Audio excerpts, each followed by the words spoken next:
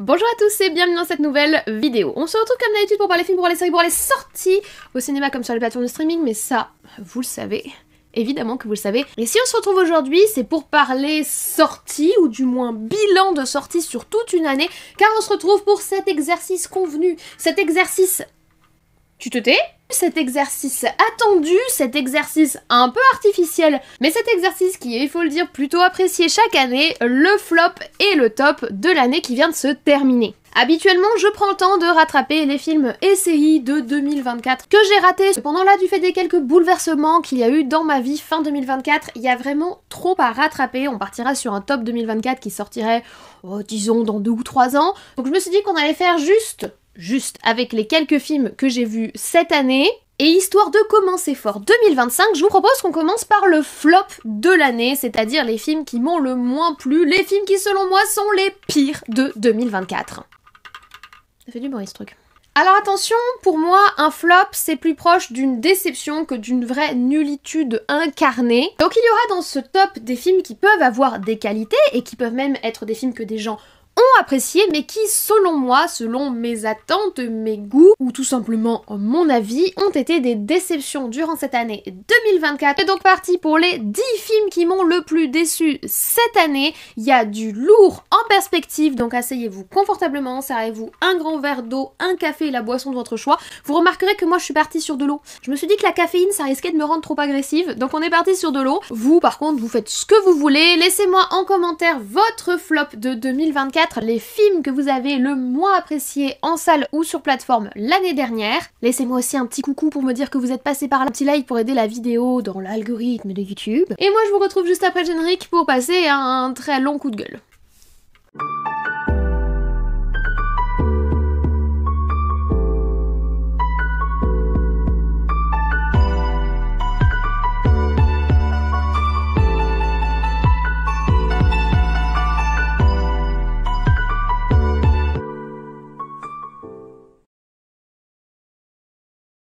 Et alors parlons peu, parlons bien, commençons directement par la 10e position de ce flop 2024 et on va taper sur du très gros réalisateur. Autant vous dire que vu comment je commence, c'est sûr que je vais pas me faire des amis dans cette vidéo. En 10e position de ce flop 2024, je mettrai le film Megalopolis. Et ce n'est pas parce que le film a été réalisé et signé par Coppola qui ne sera pas dans le flop de l'année. Ce film qui est sorti le 27 septembre 2024 a été franchement très dur à voir et à supporter tout le long du visionnage.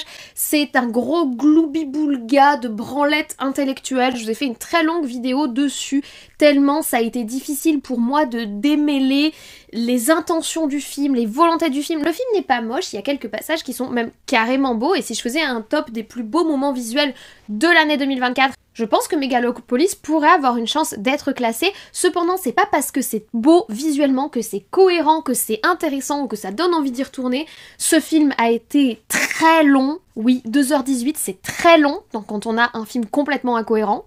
Très indigeste, très prétentieux, très matu vu.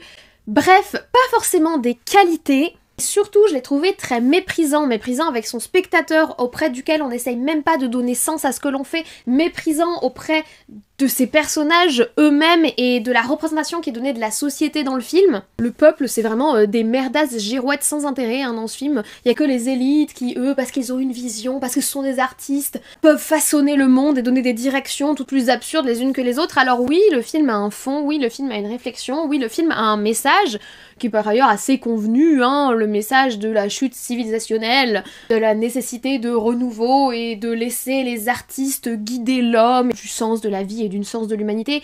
C'est au final assez convenu, plutôt vu, déjà vu et re-revu, et surtout si c'est pour ne pas y donner sens, pourquoi sincèrement se poser la question. Cependant, il n'est qu'en 10e position de ce flop, parce que comme je vous l'ai dit, il a quand même quelques qualités, et que c'est un film qui, je pense, restera dans les mémoires. C'est un film qui marquera la filmographie de Coppola, et c'est un film qui peut être intéressant de décortiquer. Moi, c'est pas ce que je recherche dans le cinéma, c'est pas ce que je recherche quand je vais en salle, mais je pense sincèrement que ce film trouvera son public et qu'il perdurera dans le temps, donc ce n'est qu'un petit flop 10. En 9e position, on va parler Seigneur des Anneaux. Oui, ça m'arrache le cœur, à vous aussi, je sais. Grande fan que je suis du Seigneur des Anneaux de Peter Jackson, grande fan que je suis du travail originel de Tolkien, je suis au regret de vous apprendre que War of the Rohirrim sera ma 9e position de ce flop 10. Non pas que j'avais immensément d'attentes, mais ils ont quand même réussi à faire quelque chose de quand même particulièrement visuellement moche pour un univers qui se doit d'être honoré comme il faut.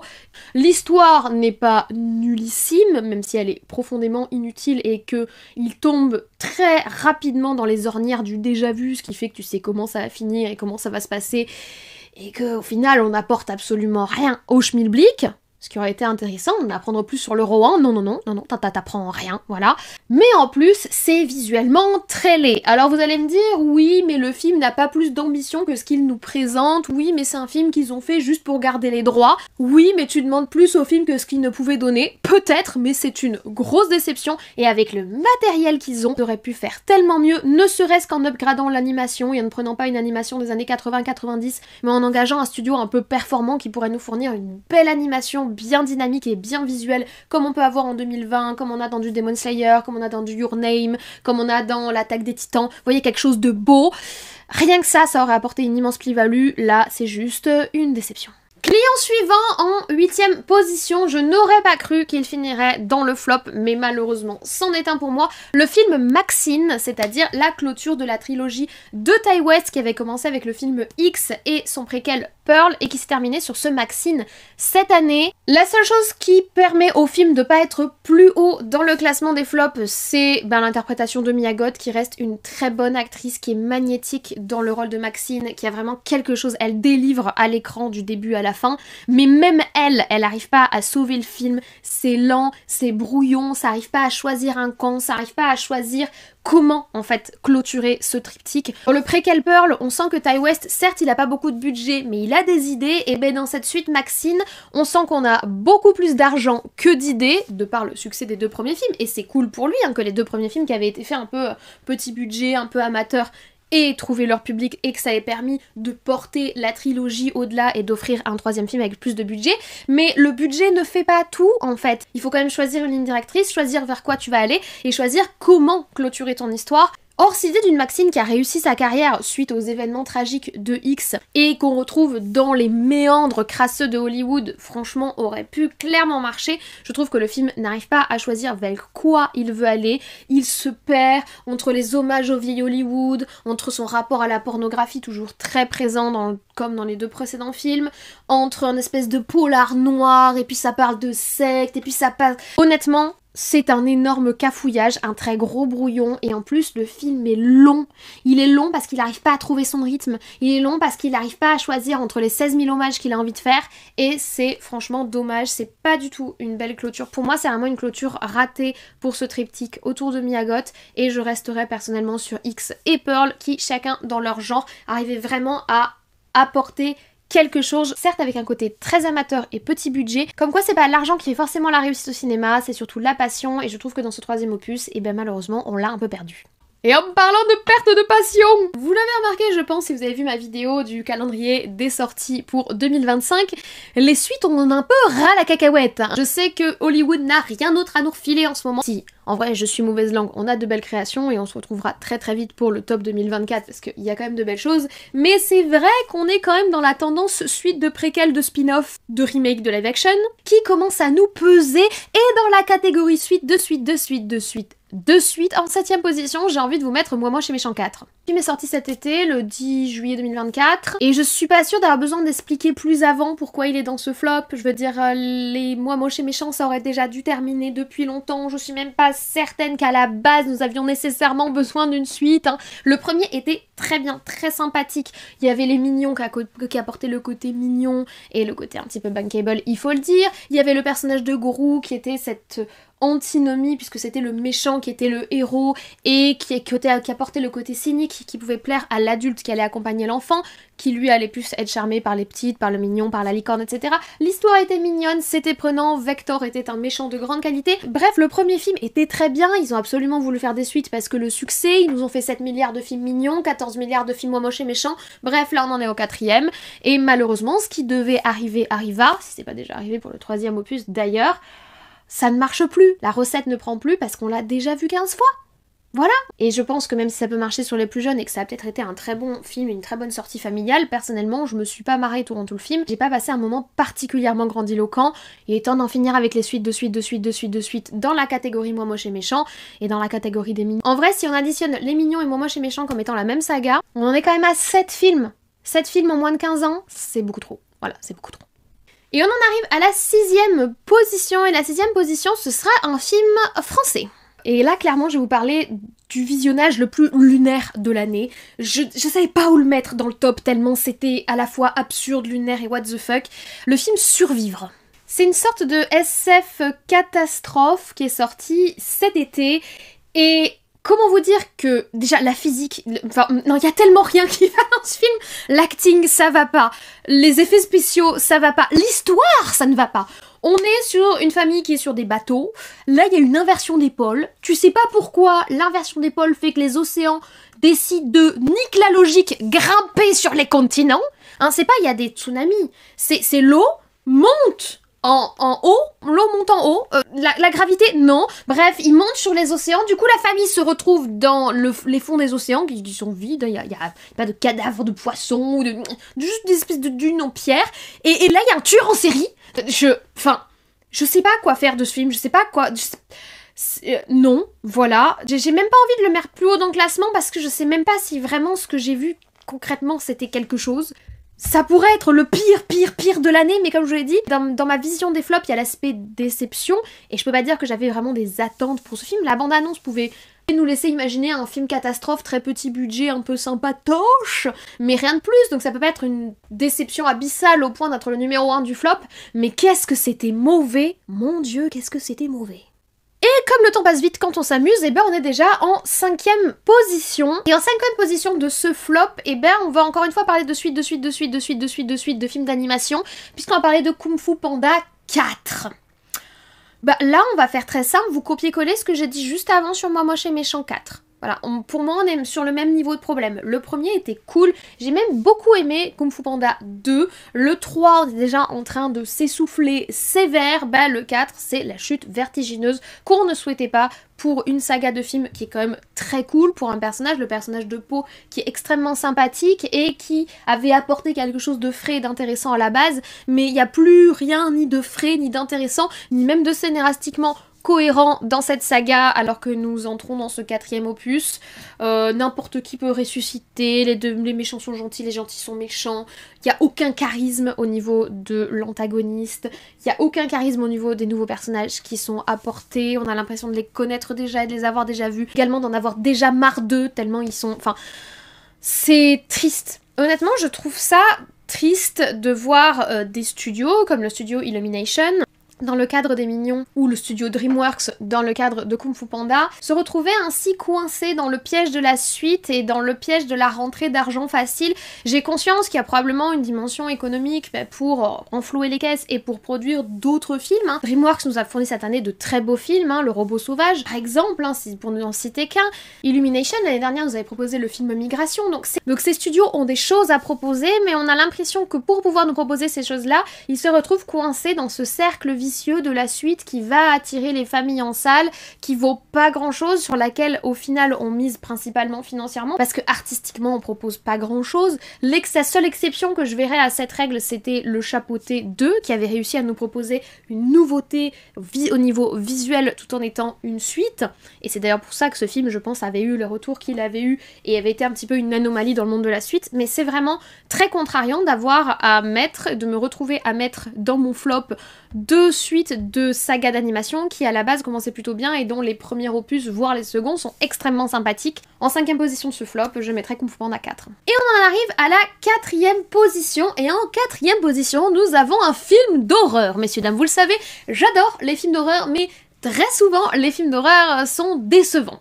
Comme je m'attends à être déçue, il y en a rarement dans les flops de l'année, puisque c'est assez rare que j'ai des attentes, mais alors concernant le film qu'on a en 4e position dans ce top, c'est même plus de la déception, j'ai été parachutée en what the fuckisme, en what the fuck land, en absurdie. J'ai pas compris à quel moment on était passé de ce côté-là de la force, vraiment, alors qu'on avait un concept plutôt basique et utilitariste et qui aurait fait un film basique et utilitariste mais efficace, le concept du doudou d'enfant possédé, voilà, le doudou possédé, l'ami imaginaire possédé, ça marche bien, je veux dire, on est sur un concept qui peut carrément fonctionner dans le film d'horreur même s'il est déjà vu, mais le film Imaginary a fait n'importe quoi. Pour être parfaitement honnête avec vous, le début du film passe, hein, il casse pas trop de pattes à un canard, mais le début du film passe, puis à un moment, la gamine bascule dans un espèce d'univers parallèle, plus ou moins vaguement en papier mâché, mais pas totalement, et alors là, ça part vraiment, mais complètement cacahuète, sans parler de la cohérence générale du film. Et pour le coup, je crois que c'est vraiment le pire film d'horreur que j'ai vu cette année. J'ai hésité avec La Malédiction, Les Origines, mais l'acting de l'actrice principale est vraiment très au-dessus du lot et a fait que c'était pas totalement une déception. J'ai hésité également à mettre dans le flop le film Night Swim, mais honnêtement, ce film-là a beaucoup plus de cohérence que Imaginary, qui a vraiment juste décidé de faire n'importe quoi. Et en plus, c'est dommage parce que je pense qu'ils avaient carrément une bonne idée de base, ce côté basculer dans le monde de l'enfance, un univers qui est construit uniquement avec l'imaginaire d'une petite fille, ça pourrait être carrément intéressant, mais ils l'ont vraiment très mal fait. C'est avec Imaginary qu'on arrive au pied du podium, il nous reste les 3 winners, les 3 gagnants de l'année. Je pense que vous commencez déjà à vous faire une petite idée de qui va être dans le top du flop, mais avant ça, je me permets de faire une petite parenthèse pour remercier le sponsor de la chaîne, qui est l'application Monstera. Vous la connaissez, je la connais, je vous en parle depuis plusieurs mois maintenant. C'est une application qui propose plusieurs fonctionnalités hyper utiles. Déjà reconnaître les plantes sans que vous ayez à connaître l'espèce, sauf si vraiment vous venez d'acheter la plante et que vous avez la petite étiquette qui est encore plantée dans le pot, là. Vous sachiez exactement ce que c'est compliqué après plusieurs semaines, mois, années de savoir exactement qu'est-ce qu'on a chez nous. Donc l'application reconnaît les plantes en les prenant en photo et ensuite elle vous dit quand les arroser, quand les rempoter, quand les brumiser, quand est-ce qu'il faut nettoyer les feuilles, etc. C'est franchement extrêmement pratique. Ça libère d'un poids pour les parents de plantes comme moi qui en ont vraiment beaucoup à la maison et c'est très utile pour les gens qui n'ont pas l'habitude d'avoir des plantes chez eux et qui disent vous savez oh moi j'ai pas la main verte, je tue toutes les plantes qu'on m'offre. Non, c'est faux, la main verte ça prend et cette application peut vous y aider. Moi j'utilise depuis plusieurs mois maintenant et elle m'est très utile alors que j'ai pas particulièrement de problème d'entretien de plantes, mais ça m'aide à pas avoir à y penser. En fait ça me libère clairement d'un poids mental pour pouvoir penser plutôt aux bonnes petites sorties cinéma qui m'attendent ou aux problèmes du travail. Dans tous les cas, l'application est disponible sur Android comme sur Apple. Vous pouvez y avoir accès et gratuitement. Elle a également un abonnement premium qui vous permet d'enregistrer en fait tout simplement plus de plantes. Vous avez les mêmes options mais pour plus de plantes. L'abonnement premium est à 29,99 € par an. C'est très raisonnable et franchement, c'est une application avec laquelle je suis ravie de travailler parce qu'elle est très fiable et je la trouve en plus personnellement particulièrement utile. Je les remercie donc de sponsoriser la chaîne, de soutenir mon travail, de me faire confiance pour associer leur nom au mien et de nous accompagner pour la fin de ce flop de l'année. Et messieurs, dames, nous arrivons sur le podium et sur la dernière marche du podium, à 2 places d'être le pire film de l'année, pour moi, nous avons une adaptation de jeu vidéo, j'ai nommé Borderlands. Alors, Borderlands, on peut pas dire que j'étais pas prévenue. La bande-annonce nous montre exactement ce qu'est le film, c'est-à-dire un énorme gloubi-boulga de n'importe quoi, mais je trouvais que l'univers du jeu Borderlands, auquel je n'ai personnellement jamais joué, était plutôt séduisant. Effectivement, c'est un jeu qui mise sur les blagues un peu, qui est un peu rentre dedans, on va dire. C'est pas le jeu le plus bien pensant et le plus gentil que l'on connaisse, mais l'univers extrêmement coloré, extrêmement bordélique du jeu aurait pu donner un film un petit peu comédie trash qui aurait clairement été intéressant, en assumant en fait pleinement le côté adulte. Cependant, c'est pas ce qu'on a eu en salle, on a eu un micmac entre effectivement une volonté de montrer un univers trash, mais également des blagues très merdiques qui tombent assez à plat, des personnages hyper mal écrits, des effets spéciaux qui sont franchement pas beaux, un casting qui est désastreux, mais alors désastreux. Oh, faut m'expliquer ce que Cate Blanchett fait là. Elle ressemble pas au personnage dans le jeu, je suis désolée d'avoir à dire qu'elle est largement pas sur la même gamme d'âge. En plus, elle matche pas du tout avec le personnage, elle matche pas visuellement, elle irradie le Cate Blanchett alors qu'elle est pas censée irradier le Cate Blanchett, c'est pas l'univers, c'est pas... ça ne va pas du tout et c'est pas le seul personnage qui ne correspond pas du tout aux attentes qu'on peut avoir vis-à-vis de cet univers et qui semble en fait ne pas être à sa place tout le long du film. Jamie Lee Curtis, Gina Gershon, c'est pareil. Il y a rien qui va en fait dans ce film, qui a dû coûter en plus un bras et qui a été vraiment une souffrance en salle. Donc je vous renvoie à ma vidéo dessus pour en savoir plus, mais ça a été franchement très douloureux et je peux vous dire que cette 3e place sur le podium du flop, elle n'est pas volée. On monte encore un cran dans l'horreur avec la 2e position, l'avant-dernier film le plus mauvais de l'année selon moi, et nous avons un film sur plateforme, voilà, un film Netflix, français, et là vous savez déjà de quel film je vais vous parler, Loup-garou. Que dire que je n'ai pas déjà dit dans ma vidéo dessus? C'est creux, c'est moche, c'est mauvais. Pourquoi Franck Dubosc chante? Pourquoi la petite fille est invisible tout le temps alors que c'est pas du tout le but du jeu? Pourquoi les pouvoirs, pourquoi les loups-garous sont aussi laids? C'est bien de pas avoir voulu les faire en images de synthèse, mais pas pour qu'ils ressemblent à ça en fait. Et pourquoi ce film, et quel objectif, et quel projet il y avait derrière? Pourquoi les mises en scène, et pourquoi le rythme, et pourquoi ces dialogues creux au possible? Et je me répète, mais pourquoi Franck Dubosc chante? Non mais, enfin bref, du début à la fin, ce film, ça ne va pas. Ils sont passés complètement à côté de ce que pouvait offrir l'univers du jeu des loups-garous de Tierce-Lieu, et c'est vraiment dommage. Vous m'aviez par ailleurs recommandé sous ma vidéo, où je vous parle plus avant de mon avis sur ce film, de regarder la version Canal+, qui est plus un jeu télé, on va dire. C'est mieux, vous aviez raison, c'est mieux. Je suis quand même pas emballée par l'angle qu'ils ont donné, mais je trouve que pour le coup, on est beaucoup plus proche de l'esprit du jeu que ce film Loup-garou de Netflix, mais d'un autre côté, c'était pas très difficile. Pourtant, c'était offert sur un plateau d'argent, l'histoire, elle est là, les personnages sont là, l'intérêt pour le film est là. Les fans du jeu qui ont grandi avec le jeu, qui allaient voir le film étaient déjà là, donc le public était déjà acquis, t'aurais pu te permettre tellement de choses, et non, ils nous ont fait une sorte de remake du film Jumanji avec The Rock, sauf qu'à la place de The Rock, on a Franck Dubosc. Ils réussissent quand même à nous caser du pathos alors qu'il n'y a même pas la place dans le scénar, et qu'en fait, il y a quasiment pas de scénar. Donc là encore, la 2e place, pour moi, elle est pas volée. Et nous arrivons à la 1re place, et vous vous dites, il y a un problème. Vous vous dites qu'il y a un problème parce que il y a 3 films extrêmement mauvais de cette année qui n'ont pas encore été cités dans ce top. Or, il ne reste qu'une seule place. Ça veut dire que parmi ces 3 films qui viennent d'un même studio, le Sonyverse, parmi ces 3 films, il y en a 2 que j'ai trouvé assez potables pour ne pas apparaître dans le flop. Il y en a 2 qui ont été meilleurs que Megalopolis. Il y en a 2 que j'ai considérés meilleurs que Maxine. Il y en a 2 que j'aurais beaucoup plus apprécié que La Guerre des Gorihim. Eh bien pas vraiment, je me suis en fait retrouvée face à un petit problème cette année en faisant mon flop de l'année, c'est que le Sonyverse est tellement mauvais. Les 3 films qu'on a eu cette année dans le Sonyverse, qui sont Madame Web, Venom 3 et Kraven le Chasseur, sont tellement mauvais qu'ils prenaient toute la place dans le flop. Le top 3, ça aurait été que du Sony. Du coup, je me suis dit que c'était trop facile, j'ai donc décidé de les rassembler. Oui, le grand winner du flop de cette année, ce n'est pas un film, c'est tout un univers. En 1re position, j'ai donc mis le Sonyverse 2024. Bravo à eux! Bravo d'avoir fait les 3 pires films de l'année. Alors évidemment, il y en a un qui est pire que les 2 autres, hein. Je pense qu'on est tous d'accord pour dire que Madame Web est vraiment le pire de tous, mais Kraven, c'était une souffrance du début à la fin, et même les abdos de Aaron Taylor-Johnson n'ont pas rattrapé la souffrance cinématographique que c'était en salle. C'est dire à quel point il faut s'abaisser en dessous de la ceinture pour essayer de trouver un faible argument au film. Venom 3, je sais même pas si j'ai vraiment envie d'en parler, parce que c'est pas parce qu'il y a Tom Hardy et que j'ai bien aimé la proposition qu'il nous avait faite dans le premier film que c'est pas mauvais. Ça tombe à plat, c'est mal écrit, l'espèce de road trip buddy movie ne passe pas du tout parce que en fait il est totalement artificiel, l'intrigue est totalement artificielle, le côté Power Rangers à la fin, on sait pas d'où ça sort, on sait pas pourquoi ça sort mais c'est là. Et Madame Web, je préfère ne pas en reparler, on est d'accord, on se met d'accord ensemble, on n'en reparle pas. Si vraiment vous avez la curiosité de savoir ce que j'ai pensé de Madame Web, je vous renvoie vers ma vidéo sur le film, c'est même plus par où commencer en fait. Donc je me suis dit que ce serait bête de séparer la belle famille qu'est le Sonyverse.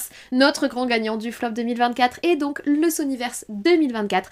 Car oui, un seul studio a réussi à produire les 3 pires films que j'ai vus cette année. Et ça, messieurs, dames, ça, c'est un record personnel. Ça, c'est beau. Ça, c'est le cinéma. Comme Sony l'imagine. Et on croise tous nos petits doigts de pas avoir de film du Sonyverse en 2025. Et ce sera déjà une année réussie. Ou presque. Et nous voici à la toute fin de cette vidéo, j'espère que vous avez apprécié ce flop 2025 comme je l'ai dit en début de vidéo. Il y a probablement eu pire, mais c'est vraiment les films qui moi m'ont marqué de par leur médiocrité, leur aspect incompréhensible ou la déception qu'ils ont été pour ma gracieuse personne. Comme toujours, vous le savez, un top c'est subjectif, c'est nécessairement subjectif, j'ai envie de dire, donc n'hésitez pas à me laisser le vôtre en commentaire. Je pense qu'on aura des films en commun, je pense que les films du Sonyverse seront largement présents si vous vous les êtes imposés cette année, ce que je vous souhaite pas, mais bon, on passe tous par des épreuves communes qui forgent le caractère, comme on dit. Donc n'hésitez pas à me laisser votre flop 2024, j'ai dit 2025 avant je crois, votre flop 2024 en commentaire, je lis tous les commentaires et j'y réponds dès que j'ai le temps. N'hésitez pas à me donner votre avis sur les films que moi-même j'ai mis dans mon flop. Est-ce qu'il y a des films parmi ceux que j'ai mis que vous avez appréciés? C'est totalement possible, évidemment, parce qu'on n'a pas les mêmes expériences en salle et on n'attend pas les mêmes choses du cinéma. Et dites-moi également si vous souhaitez que je fasse un top 10 et si vous attendez ce top 10. Cette fois-ci, on sera beaucoup plus positif, on sera beaucoup plus souriant, beaucoup plus motivé et beaucoup moins aigri et haineux. D'ailleurs, en parlant de aigri et haineux, vous remarquerez que j'ai mis aucun film du MCU cette année dans mon flop. Faut dire qu'on n'en a pas eu beaucoup cette année, il y a eu Wolverine et Deadpool, mais 2-3 apparitions et 2-3 caméos ont quand même sauvé le film, même si je vous garantis pas qu'il soit dans le top 10 non plus, faut pas pousser. Mais donc on n'a pas été si aigri et haineux que ça cette année. Si, peut-être un peu quand même sur Sony. En tout cas, voilà qui clôture bien nos souvenirs de l'année 2024. À très vite pour le top 10. À très vite également pour quelques rattrapages de films 2024 que je suis en train de désespérément essayer de trouver en salle ou sur plateforme. Et puis à très vite pour les films de l'année qui s'annoncent. Bonne année si on ne se l'était pas encore souhaité et si vous n'étiez pas encore passé sur une vidéo sur la chaîne. Bienvenue parmi nous si vous découvrez la chaîne. Vous pouvez vous abonner, c'est en dessous, c'est gratuit, ça fait plaisir et ça vous permettra de suivre les futures sorties de vidéos ou d'aller découvrir les anciennes. Notamment les vidéos à vie plus long et plus argumenté sur les différents films qu'on a pu citer dans ce top 10. N'oubliez pas le petit like, le petit commentaire, vous savez, ça fait plaisir et ça aide au référencement. Et moi je vous embête pas plus, une très bonne journée, une très bonne semaine et de très très bons visionnages. Peut-être un des films de ce flop 10 si vous avez envie de vous faire du mal. Et d'ici la prochaine vidéo, prenez soin de vous, je vais essayer d'en faire de même et on se dit comme toujours, à très très vite.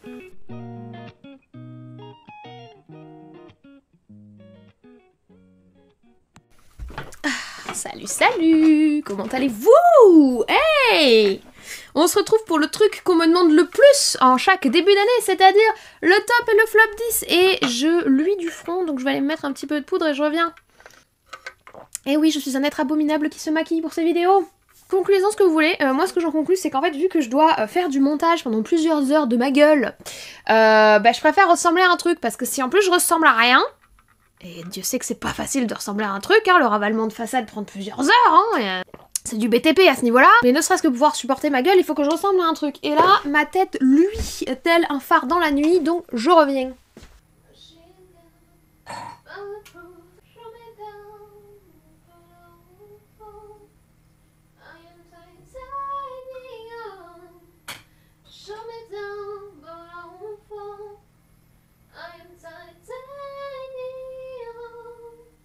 Titanium, you know.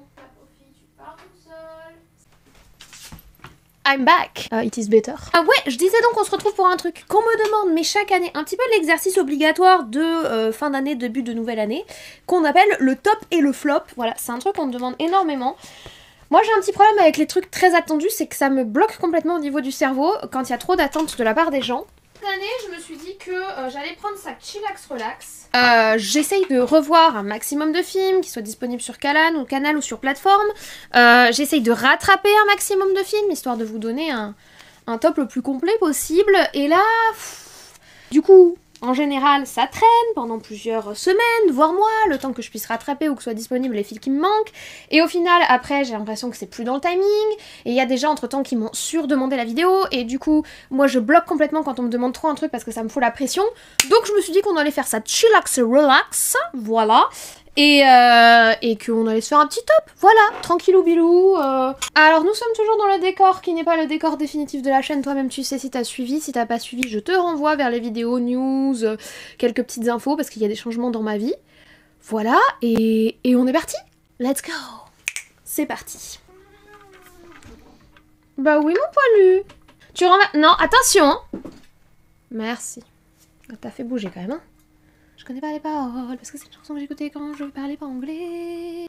Ok, Évidemment, vous doutez que comme chaque année, je perds la bataille des chiffres, mais on est sur 83 films vus au cinéma et d'après un bilan plus ou moins suivi de ma part, une petite centaine sur plateforme. Donc, ce n'est qu'une petite flopation de 10e position. Et on est déjà bien garni, hein. En tout cas, voilà qui clôture bien. C'est ça, bon courage.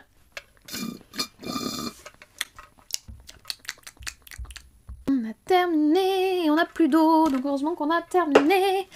Qu'est-ce que je voulais dire? Je ne sais plus. Dépêche parce que je vais chez les potes dans une petite demi-heure. J'ai toujours pas d'eau chaude, donc je me douche toujours chez eux. Je vais essayer de vous monter cette vidéo assez rapidement. Je vous remercie de m'avoir suivi jusqu'au bout dans mes bêtises. Et écoutez, à très très vite. Voilà. Merci d'avoir regardé cette scène post générique. Et ciao.